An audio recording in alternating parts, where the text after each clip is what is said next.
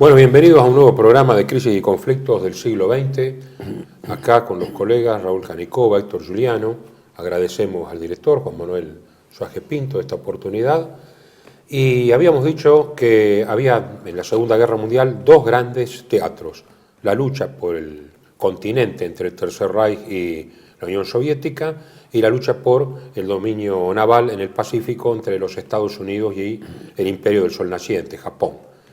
Vamos a ver ahora los antecedentes mediatos, luego los inmediatos, al estallido de la guerra entre Japón y Estados Unidos, que, como se sabe, el detonante lo constituye el ataque japonés a Pearl Harbor.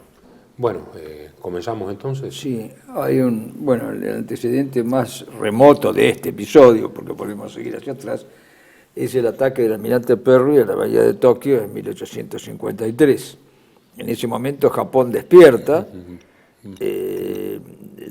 se despierta e intenta conseguir un ejército, unas fuerzas armadas que permitan defender su soberanía. Si me permitís, Raúl, en el siglo XVI, sí, el shogun Hideyoshi, sí, se da cuenta de que, siendo derrotado por coreanos y chinos, ya se buscaban recursos en el, sí, continente. Sí, por eso dije el remoto.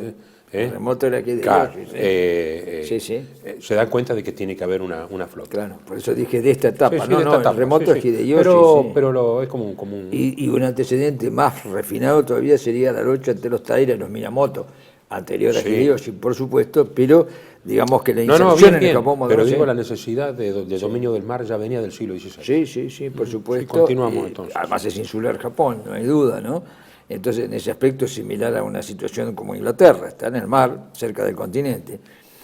Ese antecedente que hace que Japón entre en la llamada era Meiji, lleva a una necesidad que primero tiene una razón para mí absolutamente lógica. La isla tiene 388.000 kilómetros cuadrados y en los años 30 tiene casi 70 millones de habitantes. En los 40 tiene 70 millones de habitantes. Pensemos que la provincia de Buenos Aires tiene 308.000 kilómetros cuadrados. Que Italia es más chica, tiene 307.000 kilómetros cuadrados, con 70 millones. Entonces la necesidad de la expansión territorial y de recursos, porque la isla es una isla volcánica, hay una geografía negativa, lo único que tiene es la pesca, y le faltan recursos minerales y demás, lo tiene que buscar afuera, y sobre todo cuando estamos hablando ya de un mundo desarrollado y moderno, el petróleo. No hay petróleo, evidentemente no hay. Eso lleva primero a un conflicto con Rusia, la Rusia de los zares entonces, que culmina, que la guerra ruso-japonesa, que culmina con la batalla de Tsushima y la toma de Puerto Arturo por parte de los japoneses, ¿no es cierto?, donde derrotan el almirante Togo, derrota a la flota rusa, y eso produce, por un lado, una especie de despertar glorioso en el Japón, pero a su vez una advertencia en Occidente que lo ha apoyado a Japón frente a Rusia. Inglaterra lo ha apoyado, frente a Rusia, Estados Unidos también elogian el ataque que ha hecho Japón en ese momento, el ataque sorpresa, que después se repite en Pearl Harbor, en ese momento lo elogian los futuros aliados, y después de la batalla de Tsushima, que Japón empieza a convertirse ya en una potencia naval, participa en la Primera Guerra del lado de los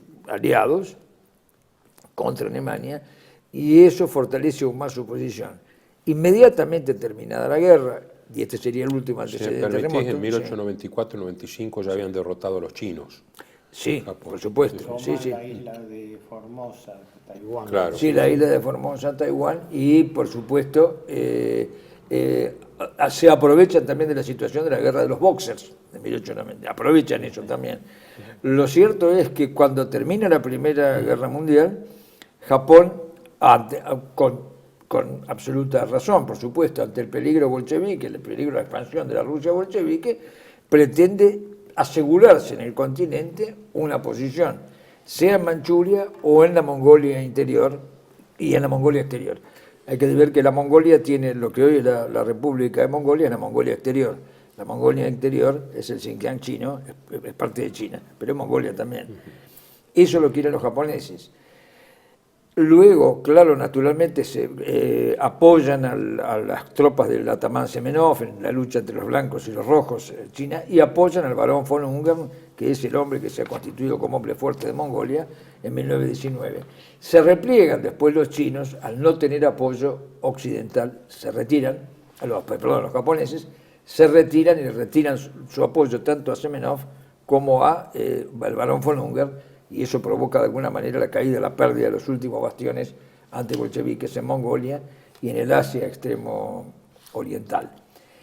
Ahora bien, acercándonos ya a los acontecimientos, los conflictos con China empiezan en 1932, pero estallan en 1937 con un incidente, el incidente de Mukden, que es un atentado que se hace en la vía férrea, 31, que va de Mukden, 31. 31, de Manchuria, sí, sí. de Manchuria, de la capital de Manchuria, Mukden, a Puerto Arturo. Un atentado con una bomba que yo no sé si alguno tiene antecedentes sobre quién fue, pero es muy raro todo eso, y hace que los japoneses ocupen Manchuria. Había una dictadura de tipo militar allí, por China, los expulsan y se forma el protectorado primero y luego el reino de Manchukuo, y se lo nombra emperador al que había sido el último emperador chino, muy jovencito, Puyi, que después terminó prisionero de los bolcheviques y murió en la China comunista. Ese conflicto inmediatamente provoca una situación con China, a quien es acusada, y las tropas japonesas avanzan desde Manchukuo y entran toman Pekín y avanzan sobre Shanghai sobre Shanghai y sitian a Nankín, la capital donde está Nankín. Sí, y el gobierno de Chiang Kai-shek, que es en ese momento el que representa a China, porque ya empieza en esos momentos el movimiento popular chino con Mao Zedong, pero en ese momento está subordinado, digamos, a una historia que habría que explicar bien, cómo se crea el ejército chino, la Academia Militar China de Whampoa, del cual después sale el Ejército Rojo, pero en principio es una creación del Ejército Nacionalista Chino, de Chiang Kai-shek, o el llamado nacionalista chino. Lo curioso es que cuando Chiang Kai-shek es jefe de la Academia Militar de Whampoa, el asesor es un comisario político soviético, se llamaba Borodin, igual que el compositor. Todo esto son cosas muy extrañas cuando las vemos a tanta distancia y con una geopolítica que acá no la podemos explayar en toda su potencia, pero sí hay una geopolítica que a nosotros se nos escapa, porque tiene otras connotaciones de viejas rencillas y de una semántica diversa, de un pensamiento diverso que es el pensamiento chino y japonés. Ese pensamiento extremo oriental nosotros lo podemos ver con los ojos de la razón, pero no con los ojos de los nacionalismos profundos. Por ejemplo, la caída de la República China, la caída de la monarquía china, significa un enfrentamiento con la dinastía manchú, intentando hablar de una China anterior, de los Ming. Entonces es muy curioso todo esto, porque estamos hablando de miles de años, de cientos y montones de siglos, y esto se vuelve a plantear. Sin embargo, evidentemente la República China termina con la monarquía. Hay una sociedad prácticamente desconocida hasta hoy, que los norteamericanos han intentado estudiar, pero eso después de la guerra, que se llama sociedad Hung. La palabra Hung quiere decir una nación. Esta es de origen chino. Había una geopolítica china y una geopolítica japonesa.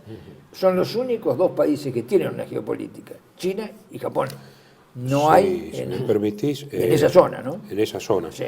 Porque en el Pacífico ya Estados Unidos, si bien apoyó a Japón en 1905, Sí. cuando ocupa Filipinas, después de la derrota de España, la guerra hispano-cubano-filipino-norteamericana, ahí entra en competencia.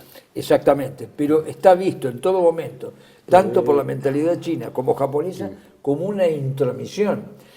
Lo de España se lo había visto como una cuestión de comercio puramente, que estaban ahí los españoles hace 400 años, pero no se lo vio con los mismos ojos a Estados Unidos. Estados Unidos, claro, por supuesto, pero es el extracontinental. Continentalmente, el Extremo Oriente tiene dos geopolíticas, la japonesa, que la ha estudiado Haushofer, entre otras cosas, y la china, y la japonesa. Y la Quería comentar dos cosas que no se pasen. Una, en 1922 hubo una conferencia importante que se llamó Conferencia de las 9 Potencias, que las potencias vencedoras de la Primera Guerra Mundial, entre las cuales estaba Japón, que le tomó las colonias a Alemania en la de Carolina, la Primera Guerra, Mariana, las islas del Pacífico las tomó Japón. Se estableció una especie de statu quo que abarcaba no solamente el mundo, sino también el Pacífico, porque todas eran potencias coloniales en el Pacífico.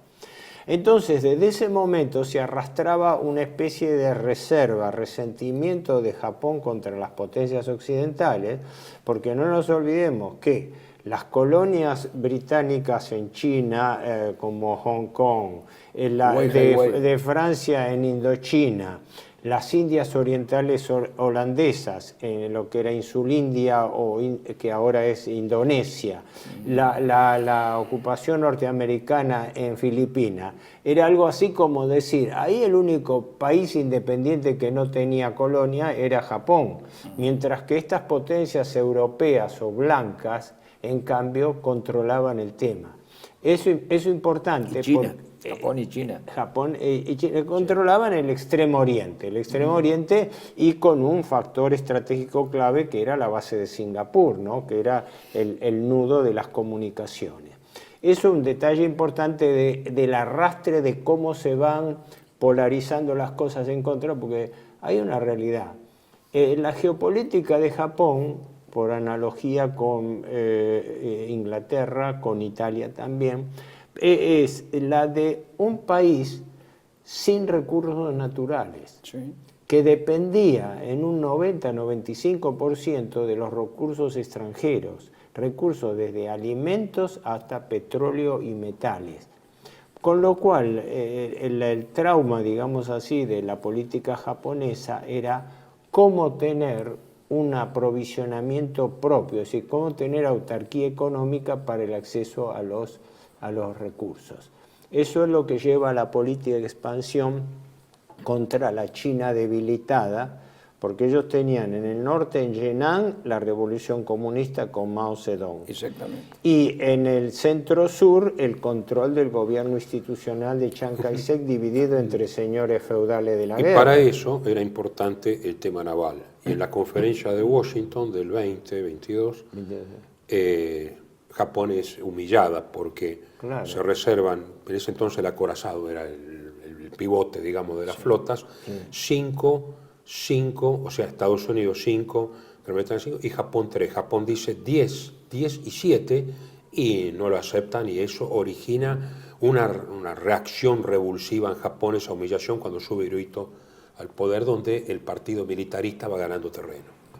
Yo creo que eso, no sé si fue en el año 34 o 35, cuando se produce el incidente de Mukden en 1931, se desata lo que sería la primera de las dos guerras chino-japonesas de la década del 30, que lleva, como vos dijiste, a la constitución del estado satélite de Japón de Manchukuo y lleva a la hegemonía de Japón sobre Manchuria, que era la zona de petróleo y minerales que aprovechaba Japón, ¿no? A raíz de eso, la Sociedad de las Naciones reacciona violentamente y Japón sale de la Sociedad de las Naciones, ¿no? Y en el año 34-35 denuncia el tratado naval que lo limitaba, porque fue una de las precedentes de cómo los intereses japoneses, que eran los intereses del Asia Oriental, en ese momento más representativo, empiezan a chocar con los intereses occidentales. Sí. Y ahí Japón, ¿no?, tiene un plan, el plan Tanaka, ¿no?, y la gran Asia. ¿Cómo es eso, Raúl? La esfera de coprosperidad. Sí, exactamente. Bueno, ahí sí, por eso dije, son los dos únicos. China, no lo puede expresar China todavía, no lo puede, pero son los únicos dos países que tienen pensada una geopolítica o que puede generarse una geopolítica. Los demás no se lo plantean porque es decir, son colonias. Indonesia no existía, son las Indias Orientales holandesas. En Malasia se llama Strait Settlements, establecimiento del estrecho, Ni siquiera se lo conocía por su nombre, sino simplemente establecimiento del estrecho. Es una cadena de factorías controladas, por supuesto, por Inglaterra, que se encuentran con Estados Unidos en Filipinas. Hay un cierre del círculo anglosajón en el mundo, por un lado Malasia y por el otro lado Filipinas. Evidentemente Japón y China quedan afuera, es decir, quedan absolutamente afuera. Para Japón es una cuestión vital. Para China puede resolverla expandiéndose o intentar expandirse, como en algún momento lo intentó sobre Mongolia, y tener un conflicto con Rusia, como en algún momento como lo tuvo algunas veces, varias veces. Pero puede pretender Siberia, pero Japón siempre está mediatizada. Tiene que tener un pie en el continente, Corea o las Coreas o Manchukuo, porque es la proyección natural. No solo por recursos naturales, que es fundamental, sino porque de esa manera no se puede generar, no puede tener una geopolítica operativa sin esa falta de recursos. Esto es algo que no nos damos cuenta, porque lo vemos para mal o para bien, o con los ojos norteamericanos o con los ojos británicos. Pero para los británicos o para los norteamericanos es un mero dominio geopolítico a los efectos únicamente de control económico, pero no de necesidades vitales para los países. Esto es fundamental. No son necesidades vitales, mientras que para Japón es necesidad vital. Eso hay que tenerlo en cuenta. Claro. Bueno, el tema geopolítico en Japón y la necesidad de recursos fue determinante directamente, porque Japón dependía de todos los recursos de Insulindia, de toda la parte sudeste y sudeste de Asia, y necesitaba tener un pie en el continente por razones geopolíticas. Por eso, lo que para las potencias occidentales era motivo de especulación en cuanto al control de enclaves internacionales, para Japón era materia vital, era el Lebensraum de Japón, que tenía que tener enclaves en el continente para poder tener aprovisionamiento propio, que fue lo que lo llevó a Manchuria. Sí, pero además hay un trasfondo, digamos, que es cuando el ministro Konoye en el 40 proclama el Dai Nippon, o sea, el Gran Japón, como esfera de coprosperidad con una moneda común, el yen común. Digamos. Eso yo lo tenía para desarrollar, pero adelanto un hecho. Eso que se llamó esfera de coprosperidad del Gran Asia Oriental, lógicamente pensada bajo la orientación del Japón y su hegemonía, era también un salto fundamental de algo que después, años más tarde, lo iba a reclamar hasta último momento, antes de Pearl Harbor, el general Tojo, ¿no? Primer ministro, cuando dice: Japón está en el dilema de ser una potencia o ser una pequeña isla, volver a ser una pequeña isla pobre del Pacífico. Exactamente. Esa era la mentalidad con que esa mentalidad es la que desplazó al príncipe Konoye como primer ministro y lo puso a general luego mariscal Hideki Tojo, que es el que vos nombrás. Tojo es primer ministro por eso. ¿Sí? Se dice el partido de la guerra, pero lo que pasa es que la connotación, como está presentado esto, es una connotación que excluye esto otro que vos acabás de señalar. Se morían de hambre, necesitaban los recursos vitales, no era un negocio, ni una ambición desmedida. Este es el problema. Yo digo siempre, por razones lógicas, la guerra del Pacífico ha sido menos profundizada que la de Europa. Y hay menos bibliografía. Eso es, pero... No, hay, desde ya hay bibliografía mucho técnica, menos. pero profundizada en este sentido, en que las características del llamado partido de la guerra, que era en realidad la línea dura japonesa, más que un partido de la guerra, porque el partido de la guerra es aquel que, como en el caso de Van Citar en Inglaterra, y el Brain Trust de Roosevelt estaban planificando la guerra. Y en cambio, la línea dura que representaban ahí el ejército y la armada, que como lo vamos a ver después, paradójicamente eran los que no querían ir a la guerra. Exacto. O sea, y se ha presentado el partido de la guerra por el militarismo. No quiere decir necesariamente la guerra, quiere decir también salvarse de ir a la guerra. Sí, señor. Que era esto. Y una cosa que acoto que vos comentabas, breve, una cosa que acoto es esto: hasta fines de la década del 20, dada la anarquía que existía en China, los señores feudales, los llamados señores de la guerra, las luchas intestinas, el surgimiento del comunismo, Los potencias occidentales estaban muy divididos entre a quién apoyar. Y la mayoría de los países occidentales, incluso Alemania antes del nacionalsocialismo, se inclinaban por apoyar a China, como pensando que la apuesta europea tenía que ser a China y no a Japón. ¿Sí? Y en eso coincidían los rusos comunistas y coincidían los socialdemócratas alemanes, que mandaron incluso asesores militares. Sí, señor. Coincidían también norteamericanos, que ya veían eso creyendo, y otros países europeos. O sea que era notable, las apuestas ya en ese momento eran con respecto a que el potencial chino era lo que verdaderamente se buscaba. Bueno, lo continuamos en el próximo bloque.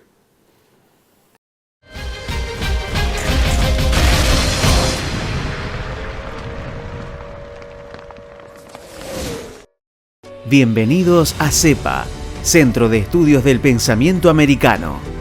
Nuevo sitio web de cursos de formación en política, filosofía, historia, literatura, geopolítica, religión, psicología y más. Cursos de formación que reflejan el verdadero pensamiento americano. Lo invitamos a elegir el curso de su agrado ingresando en www.cepa.la.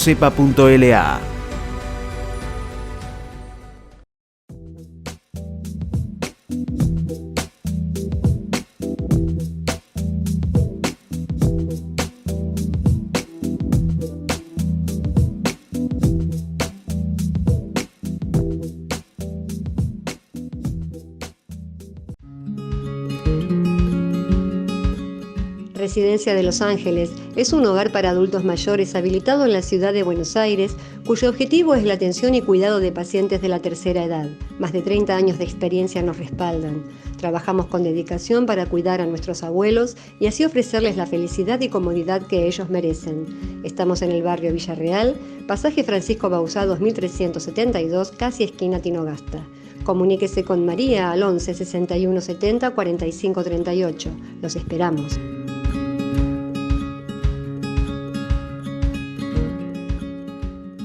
Decir siempre la verdad primero tiene un precio. Pero todos los días, en cada programa, en cada reportaje, en cada esclarecimiento, descubrimos que decir la verdad vale la pena. Decir siempre la verdad tiene un precio. Pero cada vez que recibimos tu apoyo, entendemos que seguir luchando vale la pena. Dependemos de tu ayuda. TLB1. Toda la verdad primero.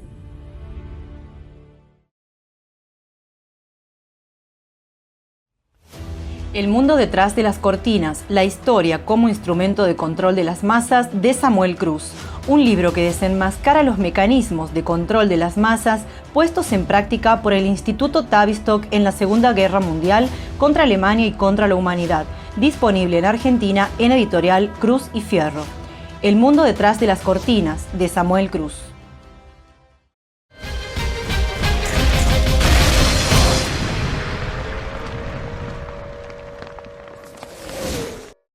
Bueno, continuamos entonces con los antecedentes del estallido de la guerra entre Claro, los Japón y que Estados serían Unidos. antecedentes inmediatos, porque Raúl dio el panorama de cómo venía el conflicto chino-japonés, ¿no? Efectivamente, motivado por una expansión de Japón en el continente, pero sobre el cual se polarizaban fuerzas, empezando por Estados Unidos, de apoyo cada vez más abierto a China contra Japón. Esto fue manifiesto. Es una constante norteamericana. Los norteamericanos en todos los conflictos y en los dos conflictos europeos empezaron de la misma manera, apoyando a uno de los bandos en lucha, cuando teóricamente ellos eran un actor supuestamente lejano del teatro de operaciones. Pero ubiquémonos fines del 40. La guerra china ya lleva, la segunda guerra chino-japonesa, la que está ya en el año 37, que fue desatada por otro incidente menos conocido, el incidente del puente de Marco Polo, ¿no? Sí. que tuvo un carácter también confuso, porque asesinaron a un oficial japonés, entonces Japón utilizó eso para iniciar acciones militares contra China. Pero la cuestión es que la resistencia china era fuerte y estaba alimentada por Estados Unidos y también por Inglaterra y fuertemente abastecida porque en realidad los japoneses tenían dos frentes de lucha. Ellos llamaban así el frente norte y el flanco sur. El frente norte eran los resabios de la amenaza ruso-comunista, que era la zona de Henan, donde estaba la guerrilla de Mao Zedong. Sí. Y el frente centro-sur, donde estaba el gobierno de Chongqing, del Kuomintang, que era el gobierno de Chiang Kai-shek, que estaba fuertemente abastecido por los norteamericanos y británicos, fundamentalmente por la ruta de Birmania, que era la fuente de afluencia de material de guerra, de provisionamientos y también de préstamos norteamericanos para financiar. Por eso se puede mantener el gobierno de Chiang Kai-shek por la cosa de Birmania. Es evidente. Ahora, ¿qué ocurre? A veces línea de penetración de lo mismo. Es claro. Vos fíjate que no. Ya estaba muy dura en ese aspecto. Claro, ya estaba jugada la mano de que los Estados Unidos estaban jugados a una política de contención de la expansión china. Ahí viene, bueno, la famosa japonesa. Pero mirá una cosita solamente. Hay que pedirle a la gente que por favor miren el mapa y pongan un dedo en Singapur y hagan una curva por las Indias Orientales Holandesas, las Islas Marianas, las Guam y las Islas Bonin, y que hagan una curva, ¿sí? Y van a ver que que ese es el arco natural de defensa del Japón. Si uno lo saca, Japón queda cercado. Y si yo tengo China del otro lado, como quería Estados Unidos, Japón se convierte en una islita de pescadores y nada más, ¿eh? Nada más. Ahora, nada más. ¿Qué ocurre? Pese a lo que se piensa, la guerra ruso-japonesa, la guerra chino-japonesa, no era tan favorable a Japón, en el sentido que Japón tenía un fuerte y constante desgaste militar y también económico. Las finanzas japonesas no andaban bien porque el gasto de la guerra con China estrangulaba las finanzas. La situación en Japón no era pacífica, hubo como 10 golpes de Estado, nada más que ahí se respetaba la figura del emperador y había dos grandes partidos políticos porque Japón era una monarquía con base democrática. Tenía la dieta y se dividían las polarizaciones entre liberales y conservadores. Pero al margen del ámbito parlamentario existía la presión del ejército y la armada que tenían acceso directo al emperador. El poder era tripartito. El emperador estaba por encima de todo, no lo pongo. Pero el tripartito en ese sentido, dos partidos y las Fuerzas Armadas. Y tenían acceso al emperador, es decir, puenteaban al Parlamento. Eso era importante. Ahora bien, en ese momento, Yarregi había sido primer ministro por una pequeña distinción que es esta. El Parlamento siempre es deliberativo, para bien o para mal. Y las Fuerzas Armadas son decisivas. O se pierde o se gana. No, pero aparte porque por tradición japonesa las Fuerzas Armadas tenían el Bushido, que no lo hemos mencionado. Además estaba muy mezclado el tema dinástico. Pero el Bushido, ¿no? El Bushido y el Hakakure, ¿no? Que son las dos por eso. Ahora vamos a esto, para ubicarnos. El cuadro de situación era que la guerra en China estaba convirtiéndose en una complicación cada vez más pesada porque el grado de intervención norteamericana cada vez era mayor y más abierto. Además, no olvidemos a los tigres voladores, directamente un grupo de voluntarios norteamericanos con los P-40, Warhawk, con el general Chennault. Y después Stilwell Stilwell fue después. Fue después. Pero digo, había una presencia ya más que evidente. Sí. Había no solo armamento, le pasaba no solo dinero, sino que había presencia estadounidense de voluntarios. Pero ahora, ¿qué pasa? El detonante, por así decirlo, fue la cuestión de Indochina.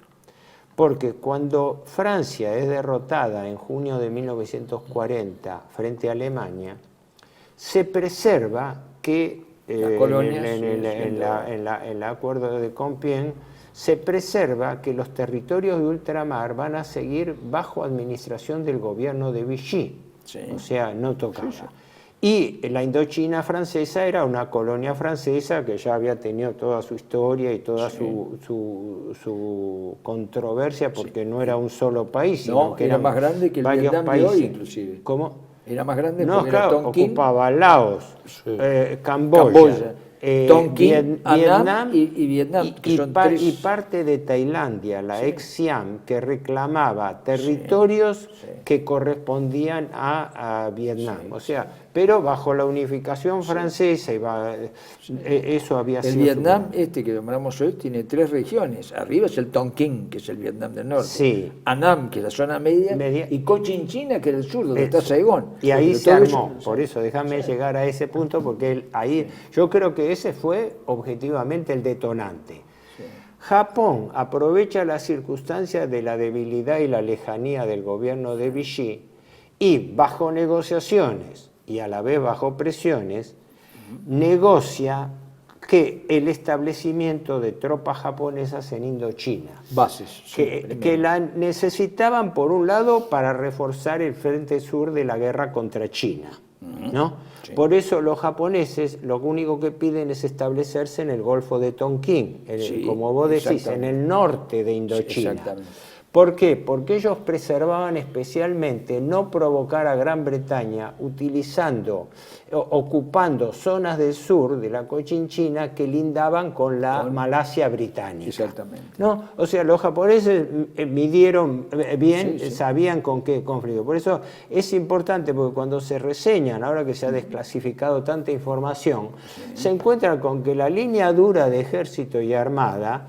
eran líneas duras en cuanto tenían una posición firme y no claudicable, eso sí, pero eran muy prudentes con respecto a embarcarse en una guerra con las potencias occidentales y en particular con Estados Unidos, a quien más respetaban y temían, porque parece ser que los japoneses tenían más percepción del potencial norteamericano que los alemanes.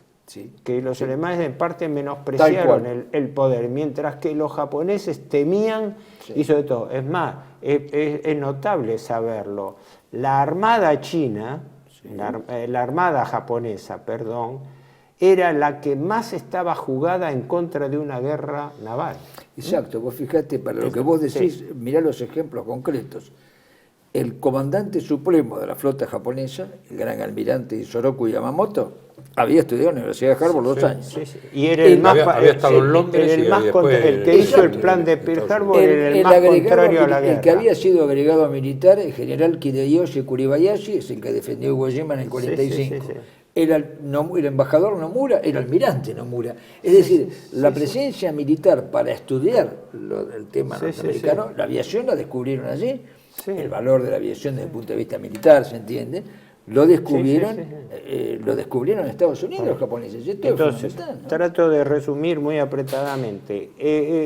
El detonante, por así decirlo, fue la presencia japonesa en Indochina, pero una presencia limitada con un acuerdo con el gobierno de Vichy para estacionar tropas. En todo momento Japón partió de la base de que su política era la presencia pacífica, porque eran tropas que se estacionaban allí para controlar la situación, para la línea de abastecimiento, pero en realidad estaban pensadas para reforzar el flanco sur contra China, porque los japoneses habían tenido esta opción: frente norte o frente sur. En agosto del año 39, los japoneses tuvieron, vos lo comentaste ya anteriormente, tuvieron sendas batallas con los rusos, 2 enfrentamientos armados que le fueron muy desfavorables. Entonces eso hizo reconsiderar... Conviene señalar que el que mandó las tropas rusas era el general Zhukov. Por eso hizo que los japoneses fuesen muy prudentes en no embarcarse en el norte, porque ya con la conquista de Manchuria, el frente que tenían con los comunistas de Mao Zedong, etcétera, dijeron, entonces la gran opción del Estado Mayor japonés, de la fuerza japonesa, fue entre el flanco norte y el flanco sur, nuestro teatro de operaciones es el sur. Entonces, la expansión en Indochina era un precedente para estar posicionados allí, cerca de la Malasia británica y eventualmente Singapur, la principal base, Pero lo que más le preocupaba a los japoneses era la posibilidad de cortar la ruta de abastecimiento de Birmania, por lo cual los norteamericanos e ingleses le estaban mandando... India, Birmania, claro. Sí, y además con un potencial muy grande, porque la India británica estaba en proceso de independencia y no la rama de Nehru, que la rama de Nehru era la pro-británica, la de Chandra Bose, que era el nacionalista, la de Gandhi, perdón, si ahora me confundo. Dije mal, rebobino. Sí. Dentro de la India británica había un movimiento independentista. Sí. Y dentro de eso, Nehru era más pro-británico que Chandra Bose. Tenía dos grandes alas el movimiento independentista. La pacifista del Mahatma Gandhi y la combativa, que en el fondo las dos buscaban la independencia, de Subra Chandra Bose. Sí. Esa es muy interesante, es decir, muy interesante porque planteó una independencia total y además una alianza con el eje, ¿no? Muy curioso. Pero vamos a los antecedentes inmediatos. ¿Cómo se van polarizando las posiciones en contra? Cuando Japón invade Manchuria, el secretario era secretario de Estado, no secretario de guerra, Stimson entonces. Sí. Creo que primero fue secretario de guerra y después se quedaba. Establece la llamada doctrina Stimson, por la cual Estados Unidos, ante la Sociedad de las Naciones, propone el principio de no reconocer conquistas tomadas por la fuerza. Es decir, territorios tomados, que era contra Japón. A raíz de eso se genera un incidente, Japón sale de la Sociedad de las Naciones. Pero ya había sido un precedente. Ahora, después la presión norteamericana empieza como a ajustar las clavijas, tratando de ir saboteando las fuentes de abastecimiento de Japón. Sabiendo que eso era vital. Japón dependía en un 85-90% de petróleo que importaba de los Estados Unidos, o de zonas bajo su influencia. Sí, exacto. Es más, era el primer importador de chatarra norteamericana que necesitaba para aprovisionamiento de hierro para la industria naval, precisamente. Y ahí es donde los Estados Unidos empiezan a escatimarle, como que dice, a estrangularle con sucesivas sanciones menores. Pero ese efecto tuvo un detonante dentro de la actividad, dentro de la posición norteamericana, que esto fue en mayo del 41. El llamado documento de los 4 principios, que el entonces secretario de Estado norteamericano, Cordell Hull, le plantea a los japoneses. Le plantea los 4 principios que Japón tenía que aceptar para mantener buenas relaciones con Estados Unidos. Es decir, Estados Unidos interviene en Asia contra Japón. Sí, ¿no? Exactamente. Es decir, Japón no solamente no tenía cuestión directa con Estados Unidos, ni mucho menos pretensiones, ni pretensión de quitarle colonia, todo eso, sino simplemente... Salvo el arco ese que yo señalo. Que pero no era un arco... Japón no tenía ninguna actitud agresiva contra Japón. Pero esos 4 puntos tocaban justamente puntos neurálgicos de Japón. El primero era que Estados Unidos establecía el principio de integridad territorial. Léase, ustedes tienen que retirarse del continente, que fue lo que después empieza a apretar Estados Unidos. Estados Unidos empieza a decir, hasta que llega el ultimátum de que Japón se tenía que retirar. Sí. Le pedía retiro de Manchuria, retiro de los territorios continentales, así que allí era un primer punto. Y de Indochina, esto era, no nos olvidemos, julio del 41. El ataque a Pearl Harbor fue 7 de diciembre, porque aquí hay que ver la película completa, porque todo el mundo habla del ataque por sorpresa y no conoce los antecedentes, como ver el final de la película sin haber visto la película.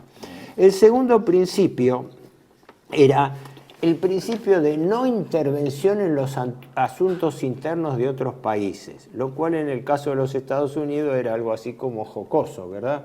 Quería impedir que Japón interviniera, sobre todo para inhibir la influencia en Manchukuo, porque tenían un gobierno títere allí con el emperador Puyi, pero de todas maneras soslayaban la influencia en los asuntos internos de Estados Unidos, de Inglaterra y también de Holanda, por las Indias orientales holandesas, que eran las que le proveían caucho, petróleo, etcétera, que eran las principales materias primas. Por eso se dijo, dice, la dirección geopolítica natural del Japón era Insulindia. Exactamente. Ellos no pensaban... Por eso el arco que yo señalé. Claro. Si vos mirás ese arco, geográficamente queda dentro de esto. No pensaban en el Pacífico, pensaban... Claro. Ojo, porque esto... sí, de verdad. Hay que mirar un mapa. El tercer punto importante dentro de los 4 puntos era la apertura comercial. Ese eufemismo del libre comercio, con lo cual lo habían abierto, no digo a los cañonazos, pero con un acorazado en la bahía de Tokio, se lo exigían. Pero ¿qué pasa? Eso iba en contra del plan japonés de la esfera de coprosperidad del Gran Asia Oriental, que si bien iba a estar liderada por Japón, era una propuesta de alianza entre países asiáticos contra las potencias coloniales imperantes, porque no nos olvidemos que en ese momento la presencia... Pero la mentalidad, ojo, la mentalidad que es fundamental para cuando vos armás un imperio, sí, era imperial, pero imperial, no imperialista, por eso de coprosperidad. Sí, eso hay que entenderlo en esos términos. Podemos discutir si no, claro, con esa explotación me llevo todo. Sí, pero eso fue en la teoría. En la práctica, la práctica lineadura hay una guerra. Bueno, En la práctica hay una guerra. Cuando termina la guerra. Uno no se puede manejar con la ingenuidad de buenos y malos. Los países no son buenos. Tienen intereses. La esfera de coprosperidad estaba pensada en función del interés japonés, con en capitalidad pro del Tokio, interés japonés. Lo mismo pero de Asia. Porque de Asia. El problema en Alemania China, también, en Europa, pero está pensado en capital en Berlín. Simple, o la Francia Napoleón, capital en París. Claro. Eso es imposible de soslayar. Pero un factor determinante que fue el que estalla a comienzos de la década de 30. Estados Unidos presiona a China, y China también para defenderse de Japón, el boicot a la compra de productos japoneses. Y Japón, el fuerte de Japón era que estaba inundando Asia con sus productos en ese Había una momento. cuestión de mercado, indudablemente, hasta en América Latina, o llamada América Latina, de los productos japoneses venían. Y el cuarto punto de los 4 principios de de Cordell-Hull que se los plantea a Japón como condición de sus relaciones era el statu quo del Pacífico. Es decir, Estados Unidos quería preservar que Japón no tuviese incidencia en expansión oceánica, porque Japón había tomado la isla de Hainan en el mar de la China. Sí. Tenía intereses afines en Filipinas, aunque no intervención directa, ¿no? Y tenía también algunas islas, las que había tomado de Alemania, no sé si las islas Bismarck habían sido alemanas y todo. Sí, las palabras. Y entonces la condición que le ponía Estados Unidos es no cambie el statu quo del Pacífico. Bueno, lo seguimos en la otra porque vienen 2 pasos muy importantes. Sí. Lo seguimos en el otro bloque.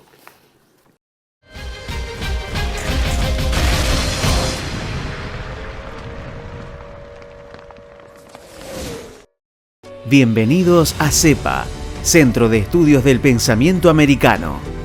Nuevo sitio web de cursos de formación en política, filosofía, historia, literatura, geopolítica, religión, psicología y más. Cursos de formación que reflejan el verdadero pensamiento americano. Lo invitamos a elegir el curso de su agrado ingresando en www.cepa.la.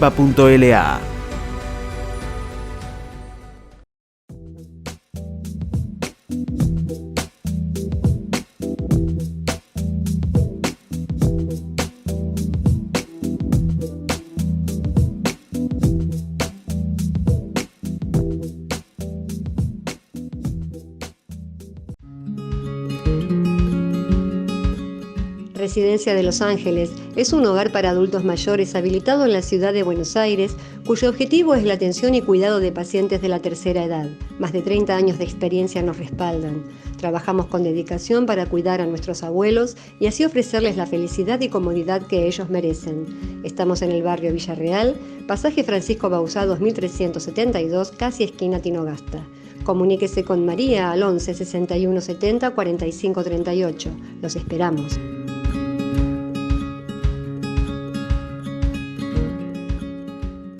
Decir siempre la verdad primero tiene un precio. Pero todos los días, en cada programa, en cada reportaje, en cada esclarecimiento, descubrimos que decir la verdad vale la pena. Decir siempre la verdad tiene un precio. Pero cada vez que recibimos tu apoyo, entendemos que seguir luchando vale la pena. Dependemos de tu ayuda. TLV1, toda la verdad primero.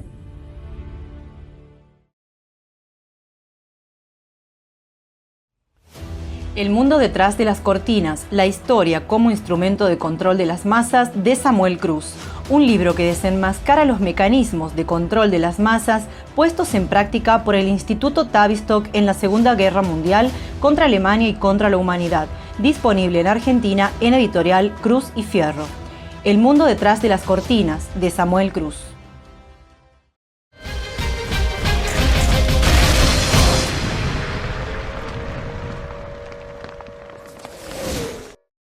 Bueno, continuamos entonces con los antecedentes Continuamos. inmediatos. No quiero robarte mucho tiempo porque vos ibas a tocar justamente el tema clave de Pearl Harbor, pero hay que estar atento a lo que yo llamo los tres grandes hitos que hubo en la década del 30 en el enfrentamiento en el año 1941 entre Japón y Estados Unidos a raíz de la provocación creciente de los Estados Unidos contra Japón y su intervención en Asia, ¿no? El primero había sido, como dijimos, la declaración de, esto fue en abril, fines de abril del año 41, el secretario de Estado norteamericano Cordell Hull le plantea los 4 principios a Japón, con lo cual le circunscribía el tema, tanto militar, expansión política y fundamentalmente el apoyo norteamericano a China. Era algo más que circunscribir, le ajustaba el cinturón que no quería volver a... Sí, era un cerco. En Japón la opinión pública se manejaba con la campaña contra lo que llamaban el cerco ABCD, que era lo que ellos llamaban Estados Unidos, Gran Bretaña, China y los Países Bajos, porque toda Insulindia era colonia, y porque Indonesia, Holanda pasó lo mismo que con Francia. Los territorios de ultramar, que eran ricos en caucho, en petróleo y todo, quedaron independientes y bajo la influencia anglo-norteamericana. A raíz de eso se guardan, bueno, hubo una serie de reuniones de enlace con el emperador, donde en Japón se debatía esto, que se debatía que había puntos innegociables. Creo que la Armada había definido lo que ellos llamaban al príncipe Konoye, que era dentro de todo el más pacifista que había, los 3 principios innegociables de Japón. El primero y principal era que ellos no se comprometían en el frente norte contra Rusia, para preservar, porque veían que el peligro lo tenían en el sur, ¿no? Y por otra parte, Alemania había invadido Rusia por su cuenta, sin consultar a Japón. Además no tenían tanques. Después, la no concesión del retiro de China. Eso no solamente por una cuestión de honor, era una cuestión práctica, no podían perder eso. Y tampoco ser circunscriptos a las materias primas, porque eso rompía el esquema económico japonés. A raíz de eso, Estados Unidos endurece las negociaciones y en julio, fines de julio, el 26 de julio, Estados Unidos establece las sanciones contra Japón, donde establece, a través de un decreto de Roosevelt, que después es refrendado por el Congreso, pero fue un decreto del presidente Roosevelt, establece sanciones contra Japón con el argumento de su establecimiento en Indochina. Y en ese momento establece, primero, el embargo petrolero contra Japón, que era vital. Corta los lazos comerciales con Japón, que proveían chatarra y productos. Confisca los bienes, los activos japoneses en Estados Unidos. A ver, esperemos, le declaró la guerra económica. El 26, yo digo siempre, el 26 de julio de 1941, Estados Unidos le declaró la guerra económica a Japón. Exacto. Medio año antes de Pearl Harbor. O sea, No, y eso estará... Sí, 26 de julio. En el 41, esto fue en el 41, medio año 26 antes, de julio del 41. Julio. Pearl Harbor fue en diciembre. Por eso es medio año Desde antes. entonces, todos los debates, que son larguísimos entre Japón, era cómo consolidar o cómo ir a la guerra con Estados Unidos. Exacto. No había otra. Sí. Porque sí, Sí, ¿no? eso se va agravando aceleradamente por la intransigencia norteamericana. Los japoneses nombran al embajador Nomura, que era pacifista, y lo conocía personalmente a Roosevelt desde la conferencia de París de 1919. Sí. Después mandan un negociador extraordinario, Kurusu, que era un negociador extraordinario. El enviado Kurusu, el primer diplomático. Segundo embajador, digamos. Y se estrellan contra Hall, que a principios de noviembre, quiero no confundirme la fecha de la nota Hall, el 26 de noviembre le presenta el ultimátum a Japón con las 3 exigencias. Japón se tenía que retirar de Indochina y retirar todas sus tropas de China y de Manchukuo y del continente. Tema innegociable para Japón. En segundo lugar, que fue rechazado por Japón. En segundo lugar, le hacían el boicot total, es decir, el embargo petrolero era total contra los bienes japoneses. Y en tercer término, rompían las negociaciones con Japón. Rompían las negociaciones con Japón porque la misión Kurusu se volvía con las manos vacías, ¿no? Esto es el esquema, este era el cuadro de situación donde los japoneses tienen que tomar una decisión drástica. Es decir, la Armada japonesa había hecho una estimación que ellos tenían reservas de petróleo por 2 años, en todo lo que tenían acumulado, en caso de que no hubiera guerra. Pero si se desataba un conflicto, la flota bajaba automáticamente a 1 año y medio de horizonte de reserva y le planteaba directamente al emperador que Japón no podía sostener una guerra larga en el Pacífico. Sí. Eso era opinión común en todos. En todos, sí, sí. Ni los partidarios de, no podemos más remedio que ir a la guerra, ni los pacifistas podían no estar de acuerdo con esto, porque son datos objetivos. Claro, es decir, por eso renuncia el príncipe Konoye, asume Toyo. Antes de que Horacio largue lo de creo que el combate en sí va a ir al próximo, pero el pequeño detalle es importante, los preparativos de cómo se... Sí. Sí. Cuando se hace la reunión con el emperador, el jefe de Estado Mayor del Ejército, general Sugiyama, y Nagano, el almirante, el emperador Hirohito dice, contemplan con frialdad al general, ¿no? Dice, acá tenemos que hacer justamente esta barrera en las islas, hasta el Golfo de Siam, y después más abajo tenemos que tomar todos los recursos de las Indias holandesas y directamente aprovisionarnos, pero el emperador Hirohito le dice, me parece recordar que era usted ministro de la guerra al iniciarse el incidente con China. Sí, dice, y Hirohito prosiguió con aguda y sarcástica voz. Fuimos informados entonces por usted de que el incidente sería zanjado en 1 mes. Hasta de esto ya 4 años y no puede preverse aún el final. Y usted dice que en pocos días, en 50 días, en cada objetivo, decía Sugiyama. Sí. Tomar, digamos, el sudeste, ¿no? Lo mira desalentado al almirante Nagano, que le devuelve la mirada impasible. Sugiyama comienza a aludir a la enorme extensión de China, dice, ¿es China más extensa que la zona del Pacífico implicada en los proyectos de ataque? Le dice Hirohito. ¿Verdad que no? Si no hemos podido conquistar China en 4 años, ¿en qué basa usted un pronóstico de 6 meses? Dice, quede bien entendido de que son nuestro deseo el continuar con las negociaciones diplomáticas mientras sea posible. Ahora, ¿por qué entonces se va a la guerra? Indudablemente que aquí entra el almirante Yamamoto, que como bien se dijo, no quería la guerra, porque conocía el tremendo potencial industrial de los Estados Unidos, porque había estado ahí. Primero había estado en Londres y después había estado en Estados Unidos 2 años. Él dominaba el inglés, tenía relación, incluso había tenido relación con él, que sería después de Pearl Harbor el nuevo comandante en jefe del Pacífico, Nimitz. Era un hombre que conocía muy bien Estados Unidos. Sí.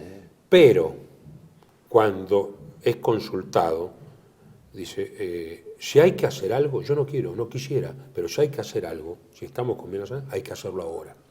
Sí. Porque el programa de construcciones navales de Estados Unidos ha acelerado. Están haciendo nuevos acorazados, nuevos portaaviones. Sí, sí.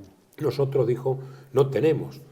Más que, es cierto, la Marina había tenido aprovisionamientos guardados en lugares subterráneos para 2 años, quizá más. Pero claro, esto en tiempo de guerra, dice, nosotros necesitamos tomar sí o sí, no solo las Indias holandesas, ir hacia el sur, Singapur, sino que tenemos que acorralar a la flota estadounidense lo más lejos posible. Claro. Y tenemos que hacer un cinturón defensivo, dijo. Aleutianas, sí. Wake, sí. Midway, las Salomón, bueno, las Carolinas, que ya las tenía, las Gilbert, más, exacto. Y rodear Australia. Claro, el cinturón es prolongar el cinturón. Y la discusión era, creo que la discusión era con respecto a si se podían tomar las islas Hawái. Y la opinión de la Marina fue que no iba a ser posible. Pero ellos pensaban que con un avance japonés inicial, tomando lugares estratégicos, iban a obligar a que la quinta flota, era la del Pacífico, se replegara a California. Y fue Estados Unidos en el año 40, sí, mitad del año 40, sí, que Roosevelt lleva el comando de la flota del Pacífico a Hawái. Es una movida lógica, por eso, ¿no? Horacito, la línea esa que yo señalé de las Islas Palau y de las Marianas, que era lo que habían heredado de la Primera Guerra de los alemanes, ellos dicen, este es nuestro cinturón defensivo seguro. Sí. Ahora, impulsarlo más allá, claro, hacia las Gilbert, las hélices, las Wake y las Aleutianas, porque el mapa lo dice. Liddell-Hart explica eso bien, cómo Japón, sí, había establecido un perímetro de seguridad y un periodo de expansión, pero sí, ellos querían preservar el perímetro de seguridad, era la ruta de Insulindia, todo eso. Y el otro de protección a ese. Por eso, y la única forma. Mirando el mapa está Aleutianas, Wake, Guam y el otro, ¿cómo se llama? Y Gilbert y hélice. Es eso. Sí. Y rodear Australia. Claro, exactamente, y pasar por el norte de Australia. Según parece, las opiniones de la Armada transmitidas al emperador con toda crudeza fueron de que el Japón no podía afrontar una guerra larga naval. Yamamoto dijo, 6 meses de triunfo, 6 meses de empate y después yo no respondo por lo que ocurra. Sí.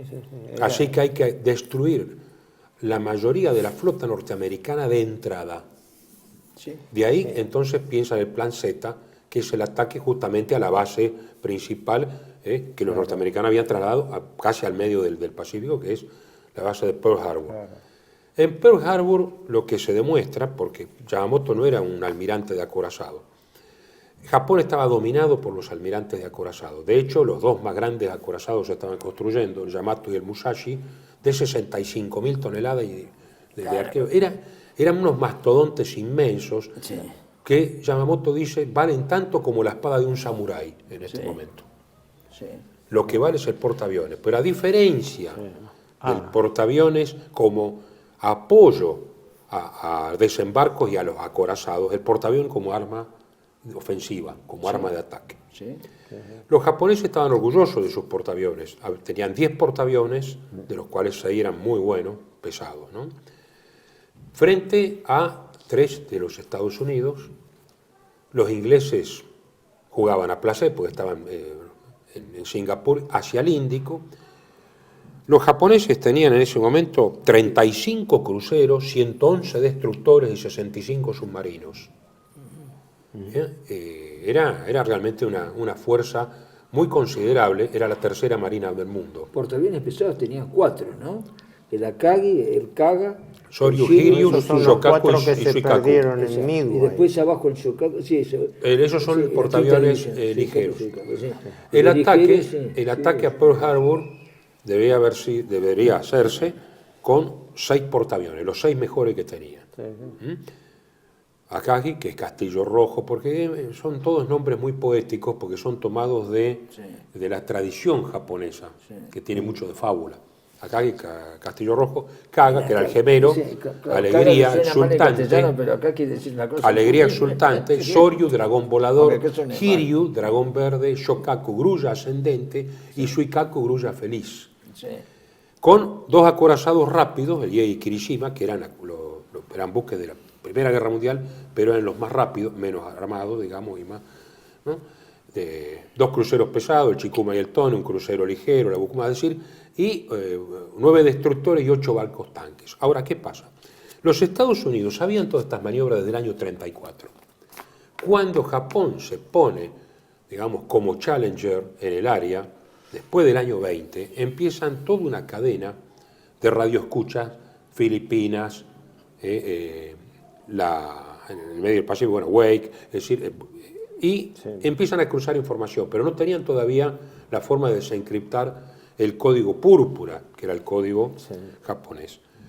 No era es un que también se llama Código de los 4 Vientos. Código de los 4 Vientos. Creo que era así, Código de los 4 Vientos, pero el libro púrpura, algo así. Eso lo habla en la mente. Y Magic era el aparato desencriptador, porque Magic, sí. Porque en el 34 parece ser que le fotografiaron a no se sabe si el embajador o alguien muy allegado a la embajada en Washington, que le gustaban cierto tipo de mujeres, entonces le fotografiaron ahí, digamos, en una noche de amor. Lo distrajeron. La cuestión, sea como sea, esto era como tener Enigma a través de Ultra, nada más que no hubo un trabajo tan elaborado. El código púrpura. Y se la atendía el dulce, alguien le firmó la. Claro. El tema es que, sabiendo el código, sabían todas las maniobras, no los detalles, pero sabían las maniobras. Y empezaron a ralentizar información. Es más, a principios del 41 se hizo un ejercicio, digamos, sobre. ¿Quién es el que fue, digamos, chantajeado o, bueno, de alguna manera engañado por la mujer? En el 34 había que ver quién era embajador. No, o personal de la embajada. Sí, Y informa. Chimo Cagata. Bueno. Haciendo un toque de humor, está bien. Yendo, digamos, a los juegos de guerra, se decía que iban a venir por el norte, la ruta que era menos transitada, pero además los Estados Unidos habían sacado del norte todo tipo de buque, incluso mercante, qué casualidad, para diciembre, que era una ruta de tormentas, era la más corta, la más difícil, pero además de todo esto, que habían a atacar con 6 portaaviones. Eso fue a principios del 41, se hizo la maniobra, el testigo después dijo, ¿cómo puede ser? Volvió y ya había desaparecido el juego de guerra, la simulación. Después, hay una serie de informaciones que vienen de Filipinas, que vienen de la embajada japonesa en Washington. Según el libro de Theobald, del secreto final de Pearl Harbor, los norteamericanos tenían hasta exceso de información porque habían testeado, pero el 2 de diciembre, 53 palabras de código y su significado. Tokio Embajada, 1 de diciembre. Tokio Embajada, las 4 oficinas en Londres, Hong Kong, Singapur, Manila, recibiendo instrucciones de suprimir el empleo de máquinas de cifrar y deshacerse de ellas. La Embajada de Estados Unidos retendrá las máquinas y los códigos de máquina. Sírvase retransmitir a Francia, Alemania, Italia y Turquía desde Suiza y a Brasil, Argentina y México desde Washington. Destruir las máquinas por las dudas. Las máquinas desencriptado. 2 de diciembre, de los códigos telegráficos con la Cancillería, incinere todos salvo los usados ahora con la máquina una copia de cada uno de los códigos y el código abreviado. Queme los otros códigos. Cese de inmediato el empleo de una máquina de cifrar y destrúyala de forma completa. Telegrafíeme cuando hacen la sola palabra Haruna. Y así sucesivamente. Claro, pero perdóname, una cosa importante en esto. Pero todos estos grandes progresos que había hecho la inteligencia norteamericana tuvieron un detalle. No le fueron informados al almirante Kimmel, que era el jefe de la flota del Pacífico. Sí, lo íbamos a decir. Ahí viene el cortocircuito diciendo, entonces, bueno, eso hoy en Gran día signo está de interrogación. perfectamente aceptado, ¿verdad? El presidente Roosevelt, el gobierno norteamericano, tenía evidencia cierta y comprobada de que los japoneses estaban maquinando una operación militar contra ellos, a la vez que ellos los estaban provocando, de tal manera que no le dejaban otra encerrada. Después de la declaración de guerra y el embargo total... El embargo total es lo que un cura llamaría tocamiento inverecundo en la dignidad de Japón. Es un tocamiento inverecundo. No, pero era más allá de la afrenta que se pusiera eso, era el estrangulamiento de las materias primas, porque la cuenta regresiva jugaba contra el Japón en ese sentido. Sin ninguna duda. Hubo un factor que desconcertó a los norteamericanos, según parece, que fue que la flota de invasión, no una flota de invasión, la flota de ataque, porque no hubo invasión, se concentró en las Islas Kuriles, pero con la orden de no deletar su presencia ahí, de tal manera que los barcos no se comunicaban entre sí, no había mensajes entre sí, lo cual desconcertó, eso sí, parece ser a los norteamericanos, porque no sabían cuál era la ruta ellos tenían referencias de que podía haber un ataque, pero no podían saber exactamente cuál era la fuerza japonesa que se movilizaba. Ellos sabían que venían y que era muy lento porque había que ir al andar de los barcos tanques. Claro. Y los barcos tanques tenían que comunicarse porque había que petrolear. Entonces, por los petroleros se dieron cuenta por dónde venían. No supieron que eran 6 portaaviones con 353 aviones. Eso es lo que los abrumó. Pero eso lo dejamos para... un detalle, pero eso es más que nada para la gente que escucha, no para nosotros que lo sabemos. El libro que vos acabás de esgrimir, El secreto final de Pearl Harbor, es de un contraalmirante norteamericano, que dice Robert Theobald.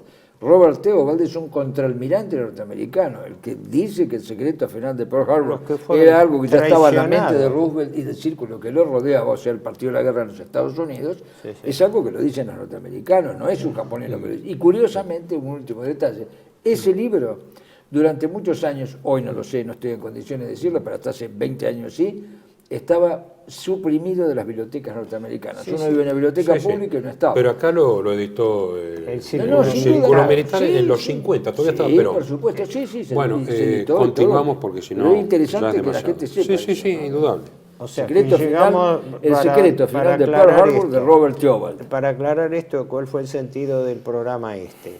Hemos analizado los antecedentes por los cuales la intervención creciente norteamericana contra Japón en Asia llevó progresivamente al conflicto, y a un conflicto abierto bajo provocación norteamericana, que desembocó, casi diría en forma forzosa, obligada, a que Japón tuviese que actuar de alguna manera acorralado.